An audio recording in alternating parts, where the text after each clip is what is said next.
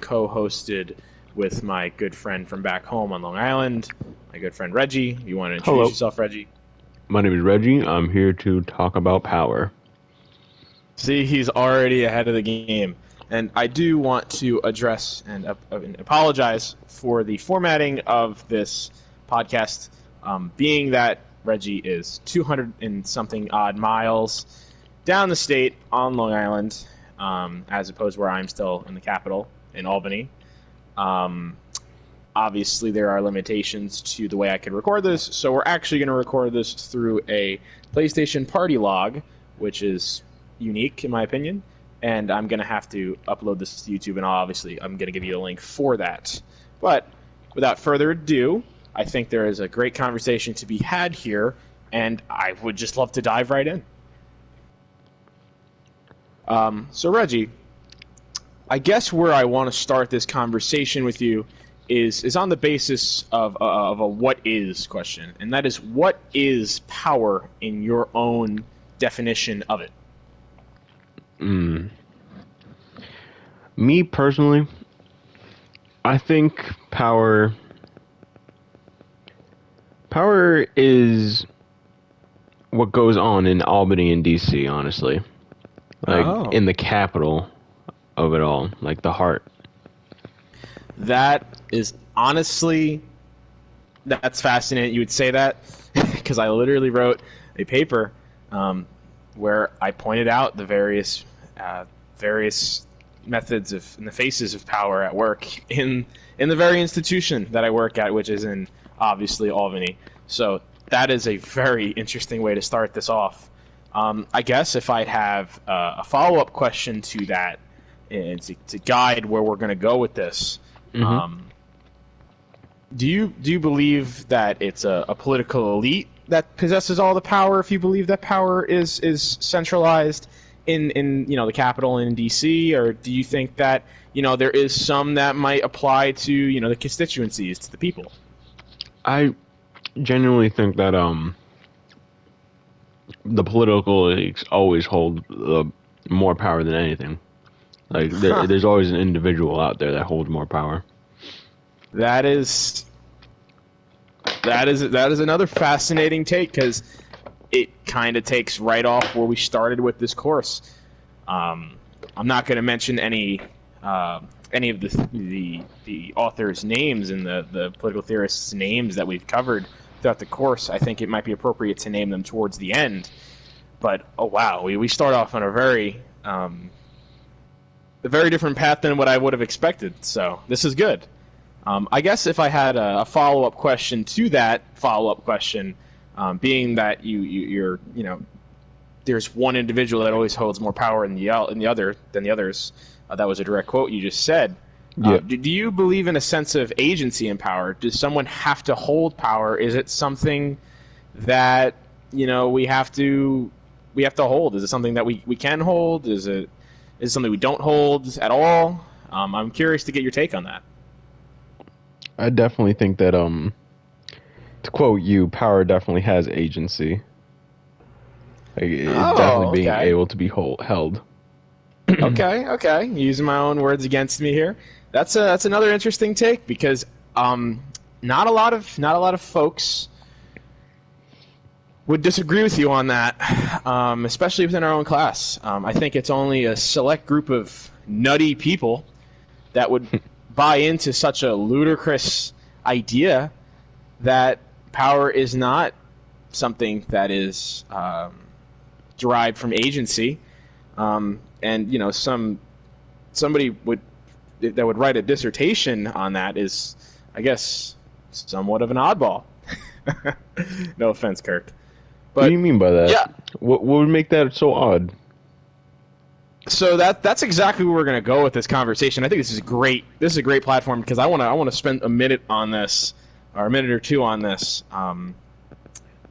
Yeah, this is a great way. This is a great way to start a conversation on the most abstract thinker that we covered in the class as a whole, and that is, what do I mean when I talk about this odd thinker?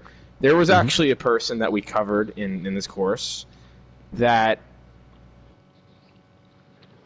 claimed that power is not something that anyone possesses, but more so it is something that is around us, surrounding us, and is inescapable in that regard, and not literally, like surrounding us in the air, but that various social forces and social discourses actually lead to the creation of myself, of you, of my professor, and they ultimately lead us into these creation of new identities. When we look at old identities and critique old identities, and what I mean by that is, I am a student that is much influenced by various past discourses that have gone on in my life, various identities that I possess, that I've had in my life, and even new ones that I kind of jump into each and every day. And this is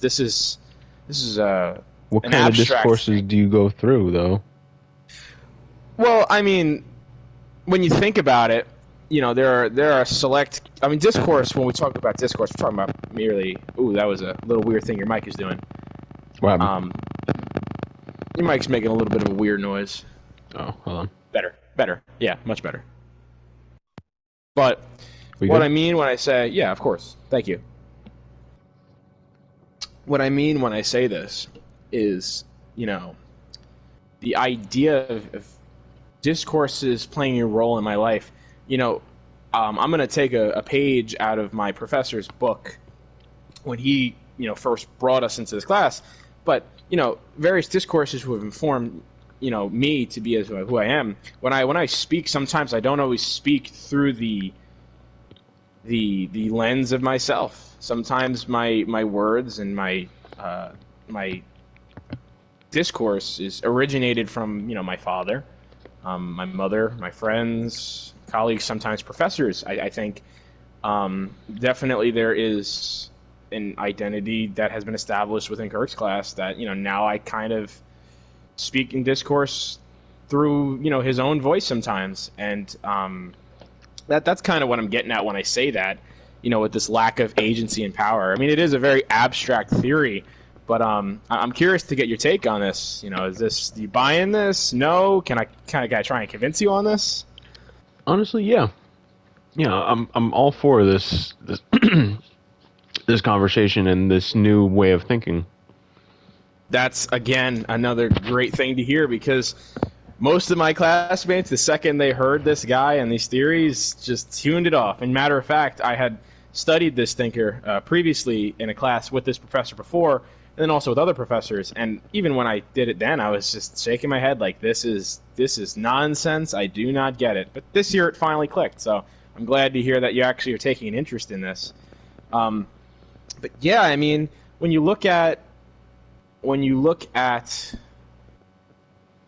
individuals as a whole, we are constantly creating new identities by critiquing old ones. And an example of this, when we talk about even the Long Islander identity, someone could write a book on Long Island identity and what it is.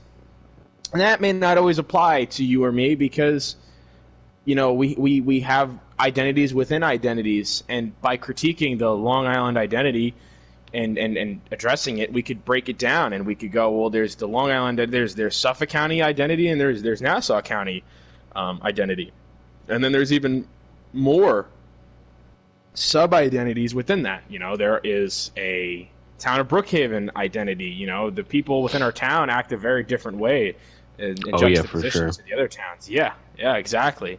I mean, we're obviously more of a Drastically suburban-based. different. We're more of a suburban-based population, but my professor wrote an entire dissertation. He's basing his entire public dissertation on this, on rural identity, because he grew up in rural Appalachia. Yeah, it doesn't really matter, but you get the gist. He Yeah. grew up in a rural setting, and is trying to get that there is a different rural identity get at this point that there are different royal identities that previous people did not take into account. I remember he spoke distinctively about like a gapper and a non-gapper dynamic, which is a very interesting one, because to us we probably don't understand, but to him and his I have culture, no idea what that means. Yeah, I mean it's individuals, it's identities, and if you were to accidentally label a gapper, a non-gapper, there would be problems. Much as if you labeled a Suffolk County individual as a Nassau County individual with the two various identities, because for some reason, Nassau County's richer, they think that they're better than Suffolk County. You'd have problems. You'd have very different problems. So when I'm talking about like these social forces that inform us, I'm talking about those types of identities we're talking about here, and the breakdown of those identities. And you know what? We could go so far down the chain here that we could just continue to find sub-branches of identities and further identities. And we can go all night and drive ourselves crazy doing this. And that's exactly what my professor does in his dissertation on this nutcase of philosophy and a way of thinking. Dang, man. You don't have to hammer the nutcase thing on him. Well, I mean, I'm not just talking about my professor when I talk about that. Sorry, Kirk. But I'm talking about just the philosopher in general. This guy, it's an interesting caveat that he is an outcast. So many people would say that this theory applies to him so exclusively, just because of his life. He was always an outsider, and was a deviant. He was a homosexual. He had a lot of troubles. He was not mentally right. Not that has any correlation with him being a homosexual. I'm not trying to make that case. That's a terrible hill to die on, and that's not what we're doing. But there was some underlying things that made him different from the rest. And this is kind of the stuff that he goes in with his theories. He's also bald, so maybe if he had hair, I've toyed with this idea with my professor before. Maybe if he had hair, he would go with a more traditional theory of power and thinking. But yeah, no, like this is the pursuit of an individual, trying to normalize being an outsider. That these are identities that do exist, and these conversations, these discourses that we have, like we're having a discourse right now, where previous discourses are informing this discourse, and in 2 years from now, same thing. These discourses we're having now will inform those discourses, and it's just a series of discourses.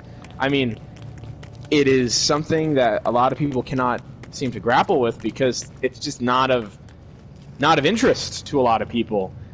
But for being as abstract as it is, it does hold a lot of contingency, I guess you could say. It's a very unique style of thinking about this. It's inescapable. For sure. And it takes all agency out of power, because we do not possess power. Matter of fact, power is what moves us to these identities. It is what makes me write about a paper about this guy. I wrote an entire paper about this guy. He was probably one of my favorite reads once I finally understood what he was getting at. And I mean, I could call that indoctrination by my professor, and he would laugh. Matter of fact, he probably giggled or chortled. What do you mean by indoctrination? Just this is a great layup into another thinker, a face of power, actually. I don't know if it's a great way to transition from this, but we might have to dabble in with this now. Indoctrination, I just mean, convincing me that I guess it's good for me. Oh. Maybe it's not in my best interest to think and use this theory of a thought, because it's actually not credible in the political science community. Maybe it's not in my best interest to do that, in my objective best interest. But through my professor, I guess you could say he's indoctrinated me in Oh, so this is Believe- it's basically making you think some type of way, right? Yes, exactly, making me think a certain type of way, convincing me that this is a good way of thinking. And I mean, I guess a bounce back question I could ask you is: do you think that is power? Do you think, you know, him convincing me that a certain way of thinking, of political philosophy, is a good one? Definitely. He's conditioning you basically to think a way, correct? Yes, and this is creating for great conversation. I honestly, this could not have gone better in terms of where this has gone, because this is just stuff that we hit on so much in class. I think he'll have a blast listening to this. He's probably smirking ear to ear right now. Yeah, no, but that is exactly what it is. It is like conditioning me to think a certain way about this thinker, and applying that to you know, various ways of thinking, especially with this method, this distinctive thinker. But I think it's also another thing I wanted to touch on in my notes here, because it is just more of a generic line of reasoning with the power debate. We talked about agency. We have talked about what is power. Now, another thing that I want to address that was at first kind of controversial in my class, and it was a great read, Throwing Like a Girl. Is power gendered? Can power be gendered? Is there such thing as a gender dynamic in power? You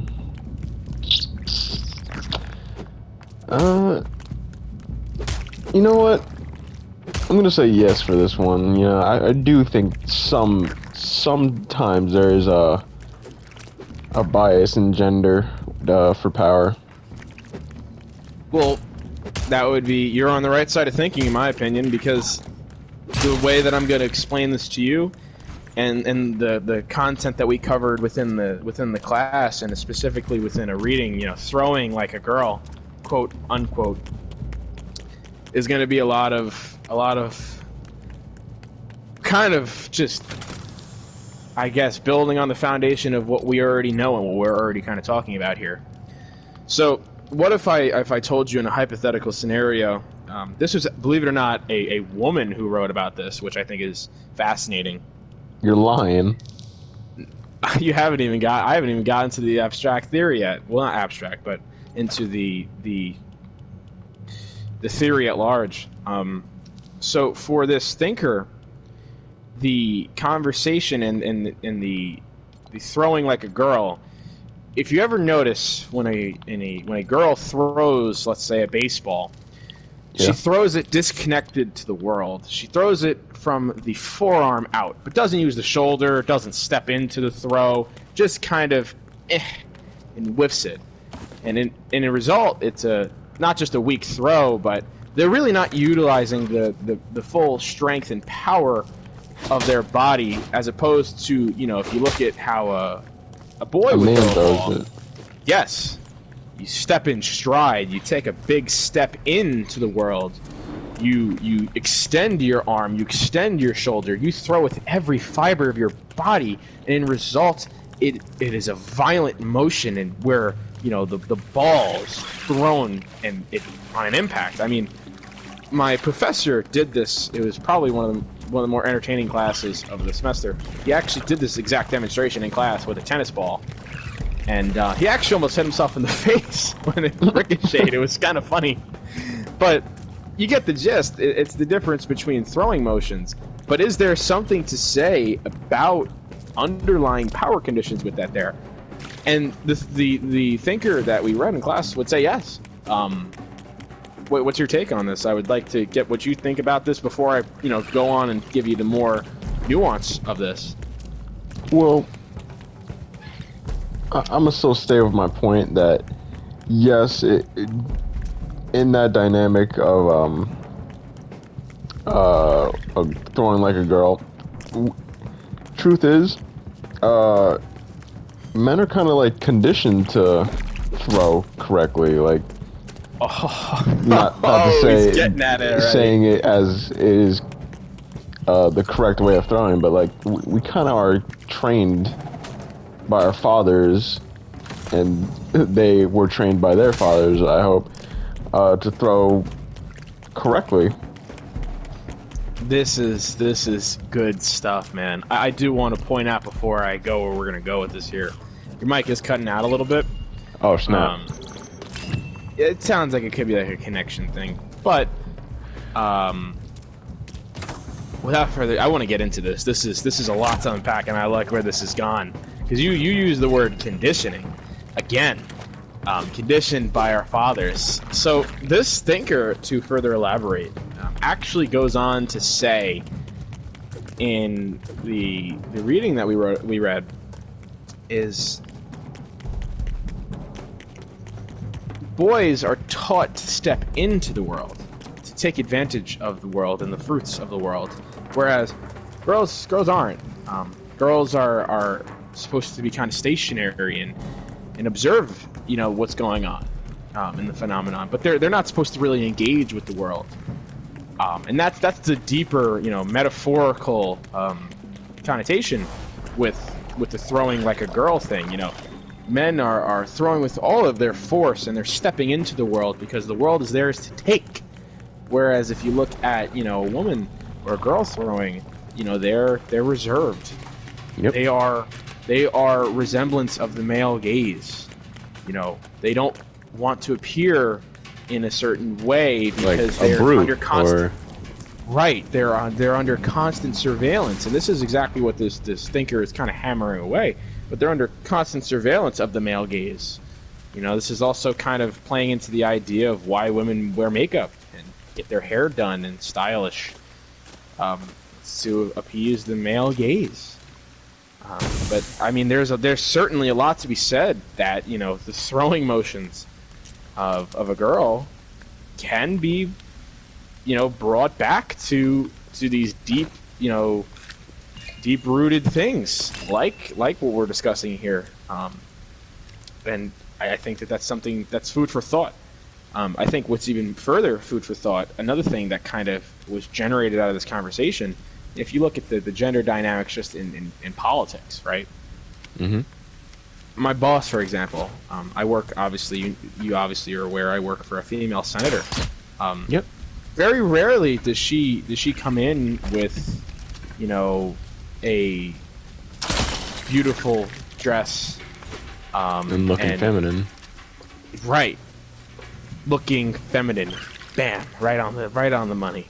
She comes in wearing suits. And, she may talk in a deeper voice because she has to portray herself as such to be taken seriously.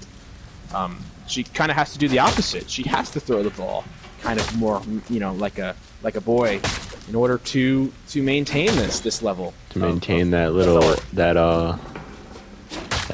aura of authority. You say aura of authority? Yeah. You cut out a little bit, that's why I was trying to catch that. But yeah, absolutely. Or even another thing we talked about in class, my professor brought up, Hillary Clinton, when she had ran for the presidency a few years back in 2016, she wore suits, talked in a deeper voice, same thing. Tried to appeal masculine, because this is a boys only field. A boys' world. Right, and that is why we step in, and traditional, feminine throwing motions don't step into the world because it's not quote unquote theirs to take. If you think about it from a stereotypical standpoint. But this has already been such a great conversation. I guess to go off of this could also be. I had a really good thought and I just lost it. Why don't you give me more of your opinion on this debate here, and hopefully I could regain this thought. This was a very good thought I was going to go off of. It's like 2 o'clock in the morning right now, Kirk. So, this is the perks. Right now I'm caffeinated off the energy drink, and that will come back to me. So give me one moment. Okay. Let's see. How exactly do you want me to continue this? Just give me your take. Give me your take on all this. Do you buy it? Is it real? Is it not real? Oh, well, yeah. I mean, I've seen visibly, like, I've seen during her run for presidency, Hillary wore her suits. She got multiple jumpsuits when on those podiums, spoke clearly and faced the camera towards the people, and tried to win them over pretty much, but ultimately she lost. Right, and that has a lot to do with the stereotypes here. That has a lot to do with this isn't her world to conquer on a metaphorical base. But wow, I can't get that thought back. Nonetheless, I still think that we could engage in other conversations, and I think we spent a good amount of time on the gendered dynamic of power, and I love where this conversation went. Actually, this was another. It feels like it's just home run after home run after home run. I'm hoping we can leave it off with a grand slam. But I think there's also a cool aspect of directionality that I wanna cover too. We've obviously, to recap, I asked you the question of what is power. You gave me your opinion, agency and power, gender and power, but directionality. Let me give you a hypothetical. Okay. Yep. And I want you to tell me if this is also power, because hopefully by the end of this we'll scramble your perception of power, and you'll tell me, well, I don't really know what it is, because that's kind of how I feel. I'm pretty scrambled as is, my guy. So, in this hypothetical situation here, that was a weird laugh, by the way. I don't usually laugh like that, but we're gonna ignore that. In this hypothetical situation of the one that I'm gonna provide to you, it is would there be calculable power? Because we've talked a lot about power, but we haven't talked about power as numbers yet. Would it be calculate? Well, first of all, can we calculate power? Is it possible to calculate power as a tangible number? Now, this is where you kind of lose me, because what exactly do you mean by calculate it? Can we compare actors and say, well, this actor exercises more power over their people than this actor? If we can calculate it. Did you follow the train of thought we're going here? I don't think we can. I don't think you could put a number on something like that. It's like, it's not something that you can calculate. It's just something that you have or you don't. Oh man, this is great stuff. So, a lot of people in the in political theory would agree with you on that. That this is a lost ditch effort, and this is useless. Why do we bother? This is not calculable. Political science community, however, by a very mundane and boring political scientist who did a lot. I can't even really dunk on him that much. He did a lot for the actual community and the legitimacy of political science as a science, and it's probably the reason why I could study it today and be taken semi-seriously. So, this individual, I'm going to give you the hypothetical I was going to give you before. This individual would give you this scenario. So, let's say there is a actor. I would like to assign personalities to these people to make it more relatable. Okay, well, we'll go in a classroom setting because it's the easiest one to do it. Let's say in this class with this professor that I have, I'm a good student. 25% likely to do the readings that he assigns per class. 25%. So, one in every 4 of the readings I do regularly, as is. Mm-hmm. So now, my professor, he has a very, different amount of toolbox, different amount of tools in his toolbox. He could use the carrot as stick. He could, promote us to read the readings. The reading and do get the a readings. reward. Well, yeah, not necessarily reward, but he does these discussion questions at the end of every class, or he did. I don't know if he's going to take it out because we kind of dunked on him about it as a critique. But with the discussion questions, I guess that's a positive way of trying to enact me to do the readings. And let's say after he makes the class do these discussion questions at the end of every class. After he does that, I am now, let's say, half. I go up to 50%. So I read every one of 2 readings. So in that instance, I go from 25% is likely, 1 in 4, to 50% is likely, 1 in 2. My professor would have a calculable power of 0.25, 25% over me as a student, because he made me do something he made me do something I otherwise wouldn't do an extra 25% of the time. Or you could look at it inversely, and you could say, give me the stick.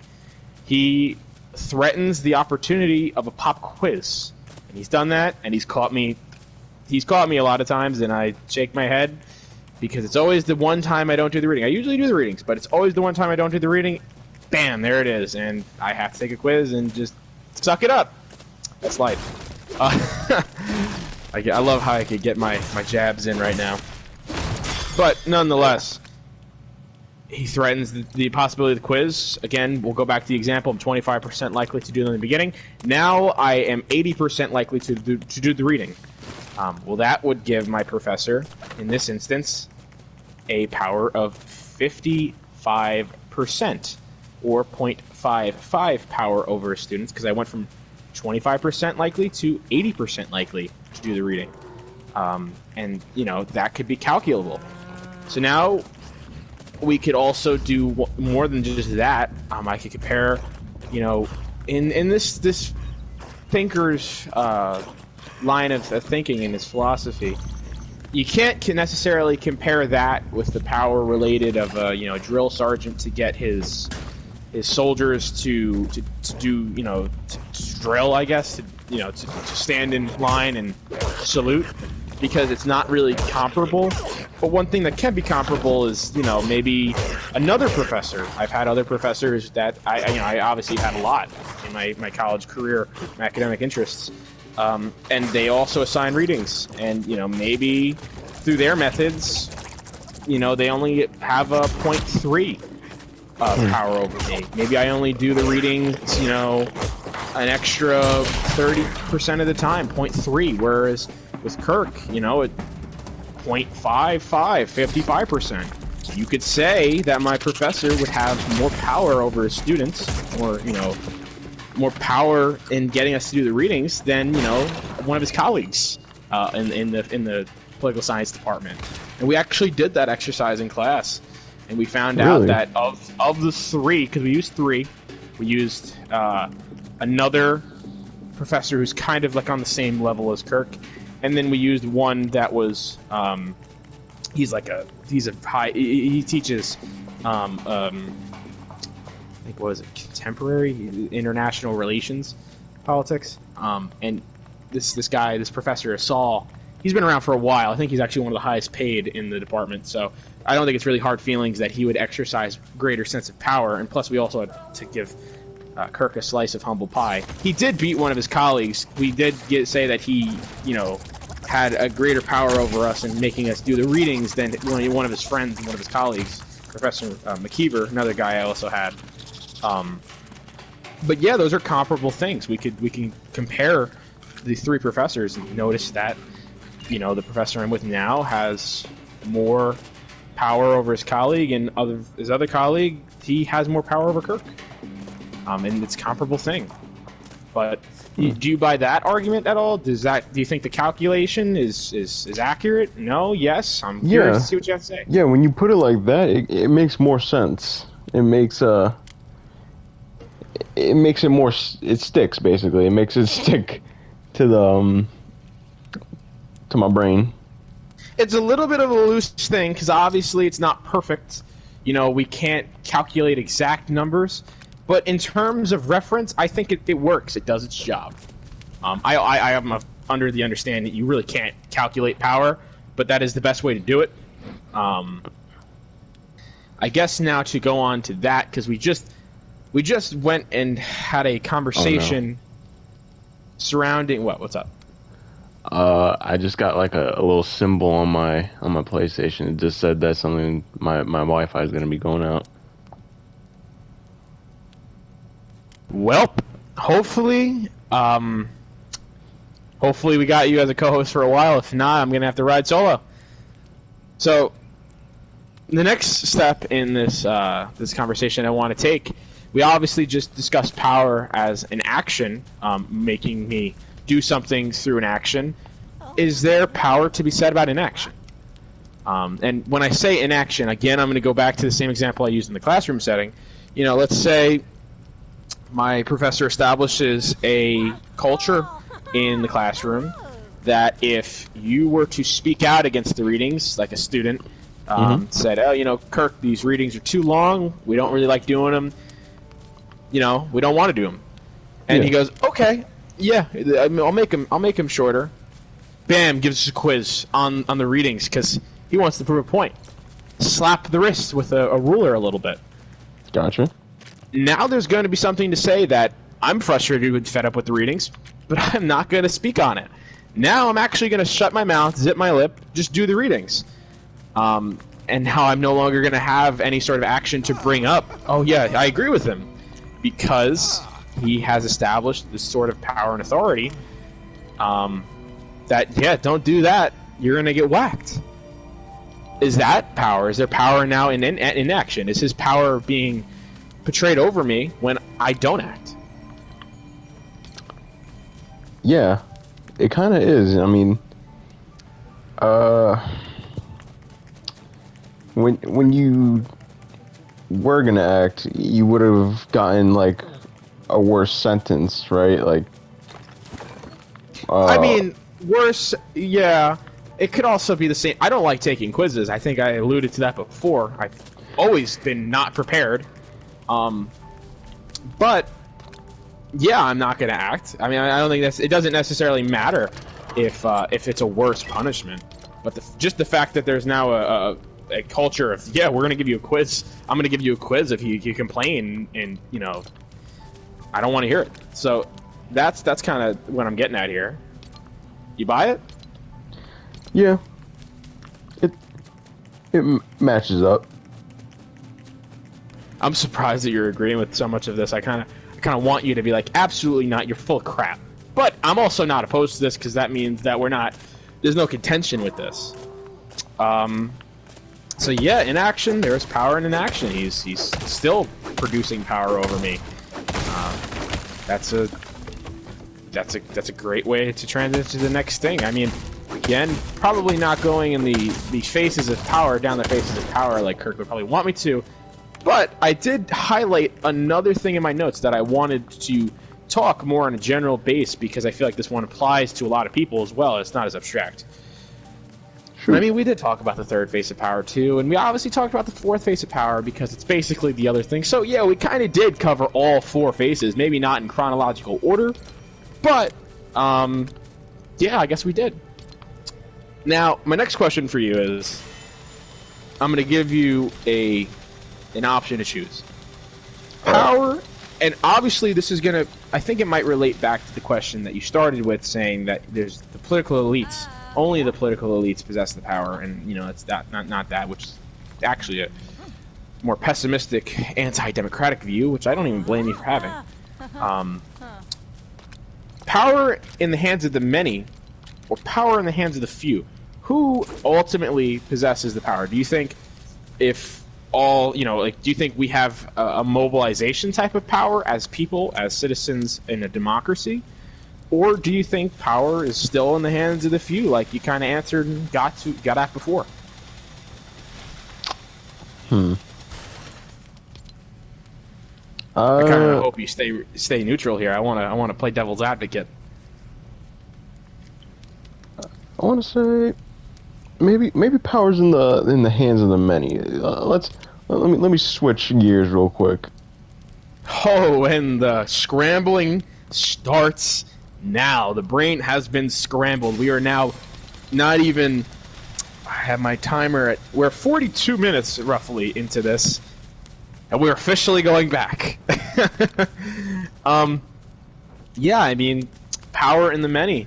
That's a claim that another one of our thinkers that we went through with this course thinks, and that there is sort of a mobilization and in the hands of the many, and that it takes, the power can only be possessed actually in the hands of many. It can't be an individual thing, but power is when all of us collectively come together and we push for something.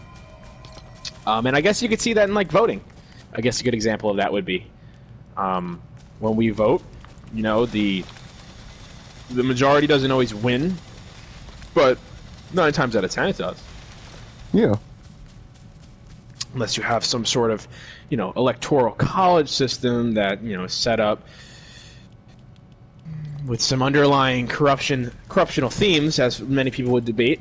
I know that's getting off track, but that's just a little caveat to that, I guess. But yeah, I mean, when you look at when many get involved, and they're, even with certain rights movement. Oh, this is going back to the other course, rights movements, and when people as a collective want something, the mobilization, the efforts of mobilization. So I guess to solidify and beat this horse dead, because we are at, this would be now minute 43. I want to dedicate some time to the bigger question at hand, the one that this was really getting at large, since we've gone through a vast array of thinkers. Yep. So I guess I'm gonna leave it at here. You changed your mind now on the first. It was the elites. Now it's many. Yep. You're gonna double down on that. It is in the many, not in the few. Yeah, I'll double down on it. I'm a gambler. Rolling the dice. You know Yes, what? sir. I don't hate that, because it shows that this conversation was a productive one. If we're altering your perception here, but more importantly, since we have about 15 minutes left, give or take, of this hour podcast, which I wish I could do more, but unfortunately, hour is the longest I can do before the recording cuts out. And I think we've gone very far with this. I thought this was a very good conversation to show why a course is worth it like this.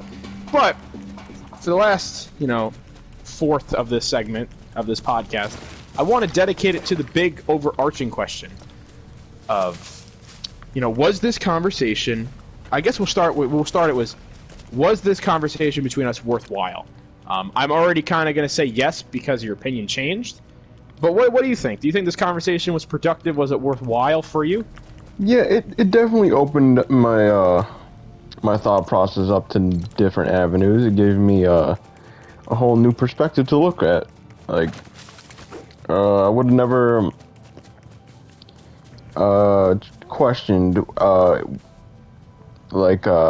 the throwing like a girl thing. I would have never started thinking about that without this conversation. And ultimately, what is power? The big question of it all. I'm glad to hear that. I'm happy to hear that, because I think that really addresses this prompt of this third and final section paper, or what would have been a paper now as podcast form.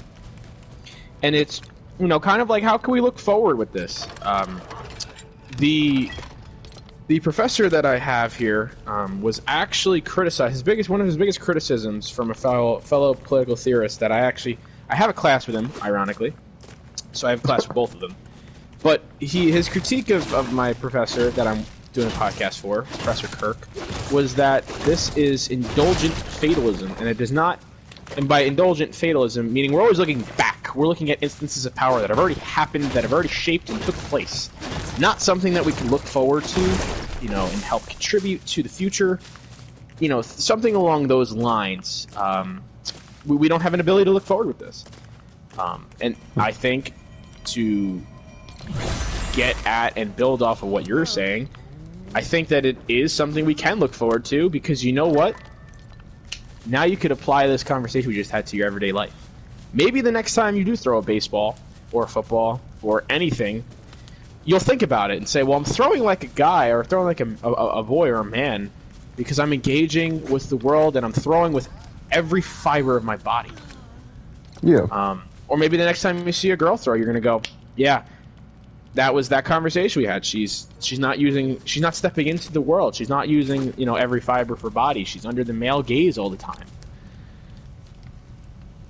I think that that's something you could apply to your everyday life. And I think that sure. makes this conversation absolutely worthwhile, and it's something that we can look forward to about. You know, it's the education on this matter that is so. It's the fruits of the labor, really. It's the lifeblood. It makes it vital. In terms of looking forward to the education aspect of this, and you know, I think you could also put that in juxtaposition with another thinker that we talked about. You know, not just as a larger scale, but even just like on a micro scale, and looking at just an individual thinker.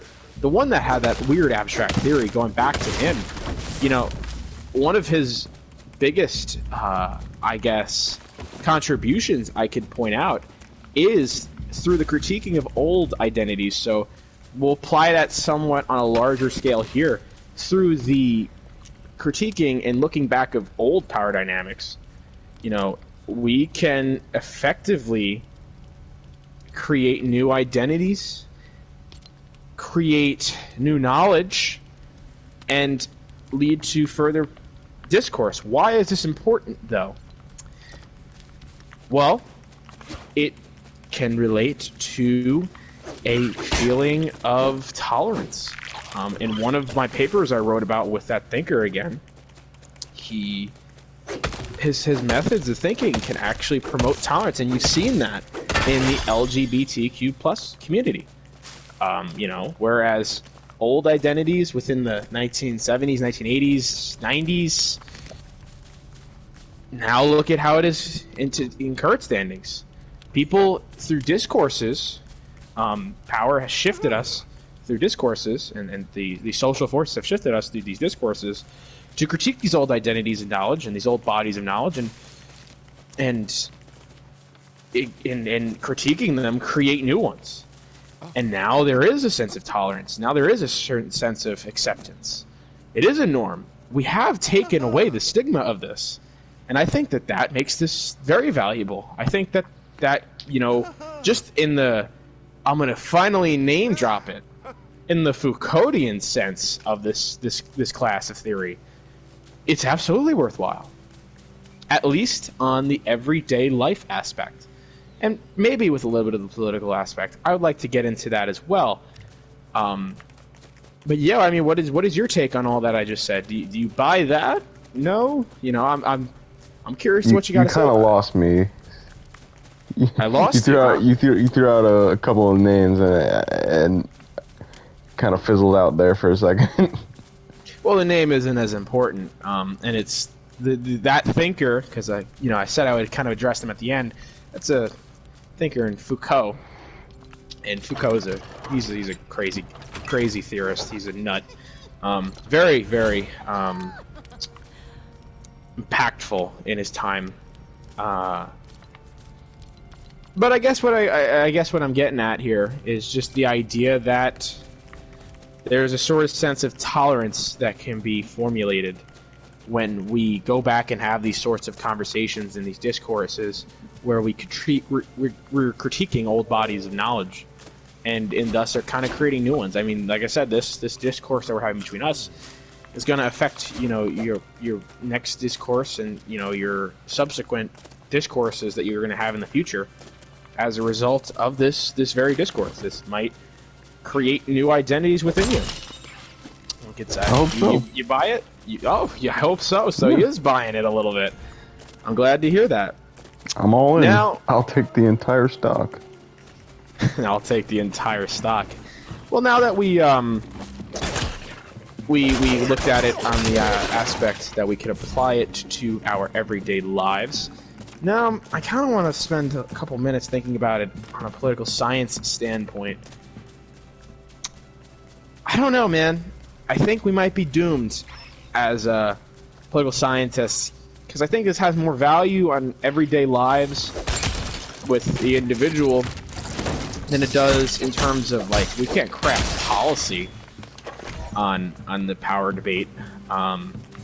Really? Why These not? are they're very abstract theories sometimes. You know, Foucault is a very abstract theorist. You can't really generate a policy on Foucault in discourse. If you're talking about, you know, political science in the political sphere realm, I can't write a bill on Foucauldian sense of power. At least, I can't see it happening at this moment. I mean, I'm sure, you know, maybe Kirk could argue that and tell me that I'm wrong, and I hope he could. But I think we might be doomed as a science, and that kind of goes back to why power and the power debate cannot be calculated. It could be loosely calculated, sure, but in practicality, meh. I mean, what is your take? Do you think that this stuff is valuable in a political science realm? Can we effectively produce policy on this? I mean, maybe it could honestly take a little bit of time, but right away, I don't think it's gonna work out to your liking.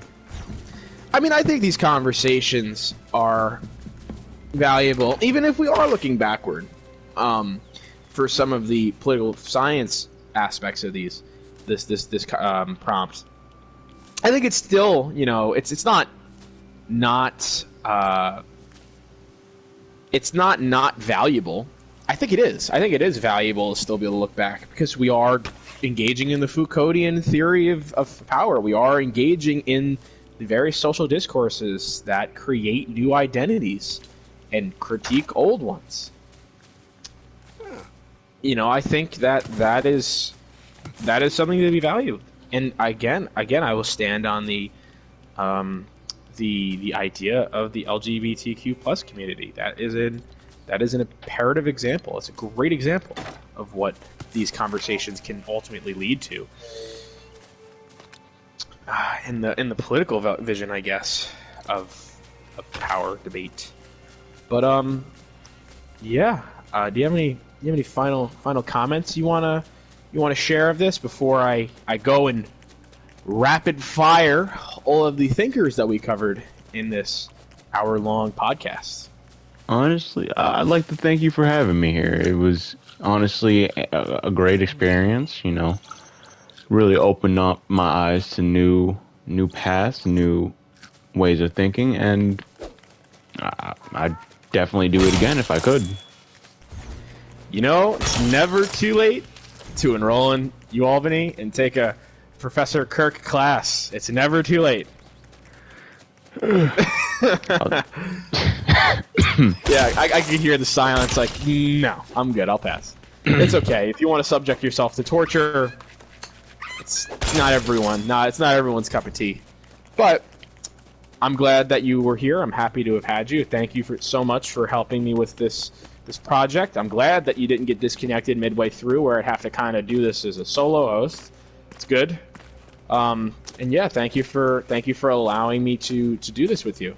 But now that we've gotten the housekeeping of this out of the way, let's talk about theorists we used here. We started off, if we're gonna go and start back at point one an hour ago, we started off with the very Thucydides theory of power, a theory of power that is, you know, very reminiscent to Thucydides and how we covered it in the early trimester of this course. And I think that was awesome that you gave a definition of power that would be in agreement with the Thucydides theorist. And then from there, obviously, we went and tackled the agency in power, and that was Foucault, We've already mentioned his name just because I couldn't help myself. But yeah, Foucault.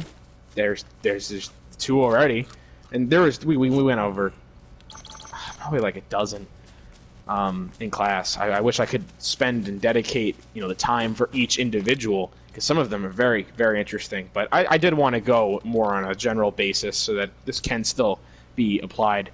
I did avoid using Scott because I hate Scott, even though this would be a productive conversation to have. Scott sucks, so from Scott there. Scott the theorist.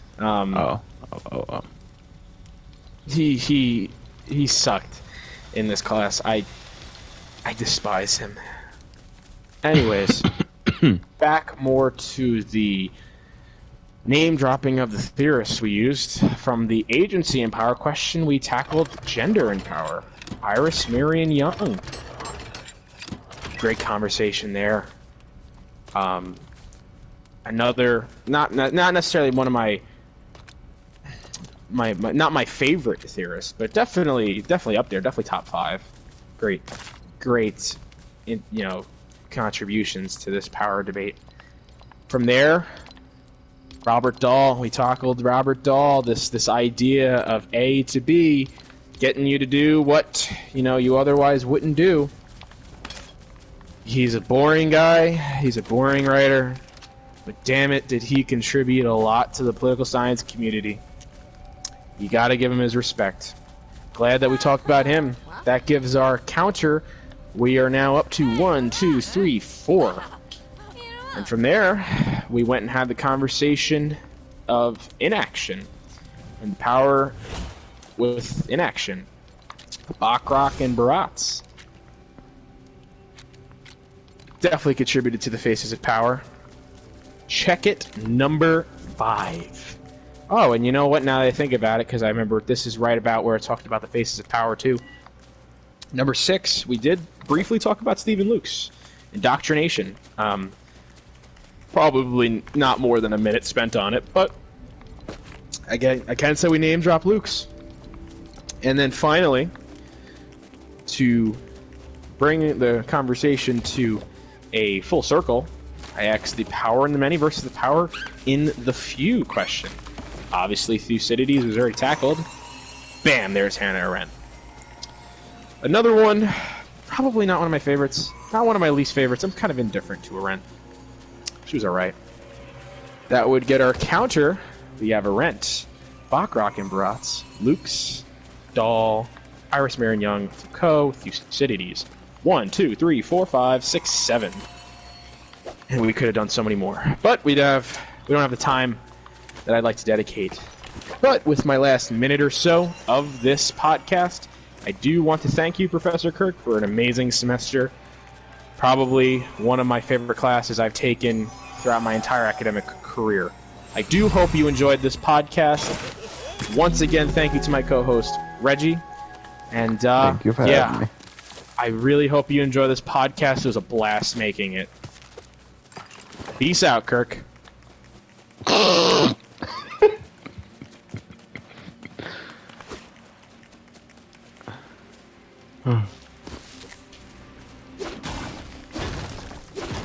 Let's see. I got the whole thing.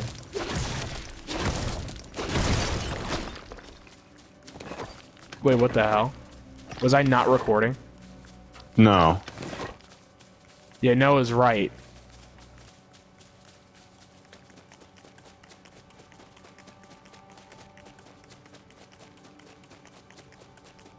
I don't think I was recording. Bro, were you on, please tell me you're on Fortnite. You could probably, like, salvage the last few minutes of it if you just hit, share and then, record recent, Nope. Nope, it's gone. Fuck. Fuck.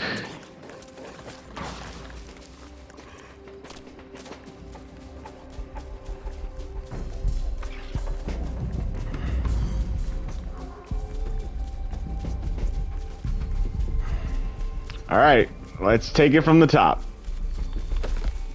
Fuck, I feel like we had such a good conversation, too. I totally forgot everything. I totally forgot everything that we talked about. You're kidding me right now. You're actually joking. Oh my god. Wait, hold on.